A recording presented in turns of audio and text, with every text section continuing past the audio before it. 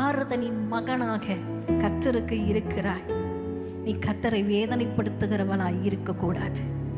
கர்த்தரை உன்னை நம்பி இந்த தாளத்தை கொடுத்திருக்கிறார். உன்னை நம்பி இந்த அபிஷேகத்தை கொடுத்திருக்கிறார்.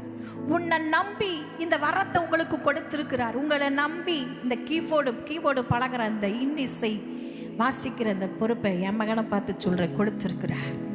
அதான் சொன்னேன், ஆண்டவரே அவன் வாசிக்கும் போது கர்த்தருடைய வல்லமை இறங்கணும். அவனுடைய விருப்பமும் அதுதான்.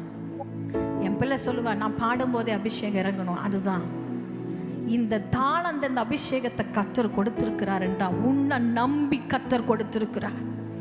உங்களை நம்பி உன் சகோதரிய கர்த்தர் கொடுத்திருக்கிறார். உன்னை நம்பி உனக்கு ஒரு சகோதரனை கொடுத்திருக்கிறார். உன்னை நம்பி உனக்கு தாய் தகப்பனை கொடுத்திருக்கிறார். உன்னை நம்பி இந்த சபையை கொடுத்திருக்கிறார். உன்னை நம்பி இந்த தெருவில் இருக்கிற மக்களை எல்லாம் கொடுத்திருக்கிறார். நீங்க இருக்கிற இடம் சாதாரண இடம் இல்லை. கர்த்தர் உங்களுக்கு வைத்திருக்கிற இடம், கர்த்தர் உங்களுக்கு கொடுத்திருக்கிற வாழ்க்கை, அதை நீங்க உணர்ந்து அவனுடைய சமூகத்தில் உங்களை இன்றைக்கு ஒப்பு கொடுப்பீர்கள் என்று சொன்னார்.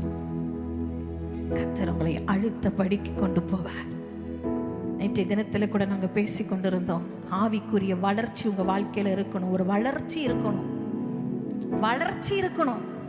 ஒரு பிள்ளை வளராம இருந்தா அந்த பிள்ளைக்கு இன்னும் கை வளரல, கால் வரல, நாவு பேசல, ஒருவேளை அது குட்டையாவே இருக்கிறது வளரலன்னா பார்த்தா உங்களுக்கு எவ்வளவு வருத்தம் இருக்கும்.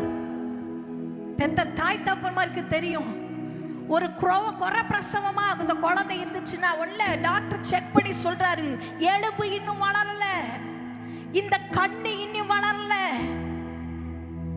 அத போலதான் உங்களை பார்த்து ஆண்டவர் வருத்தப்படுவார், இன்னும் நீ வளரல, இன்னும் குழந்தைய போலவே இருக்கியேப்பா, இன்னும் குழந்தைய போலவே இருக்கியே, இன்னும் நீ தூக்கிட்டே இருக்கியே, இன்னும் சோம்பேறியாவே இருக்கியே, இன்னும் நீ என்ன தேடாம